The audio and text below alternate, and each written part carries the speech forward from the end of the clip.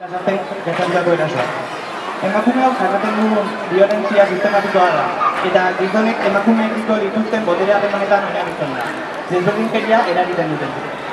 Sistema heteropatriarkalean erortzen den desberdinkeria inposatua izan zaiguna eta betikotzeko indarkeria erabiltzen duena.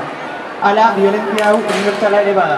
Emakume guztiok jasaten baitugu gure bizitzetan esparru guztietan, Iruñean edota munduko beste edozein tokitan. Ezinbestekoa zaigu gure artean antolatu eta aliantzak sortzea.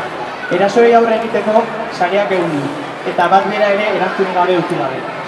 Gure elkartasun osoa adieraztiz gutako batek eraso bat pairatzen duen aldiko. Mugimendu feministatik autodefentsa feministaren aldeko apostu bati egiten dugu.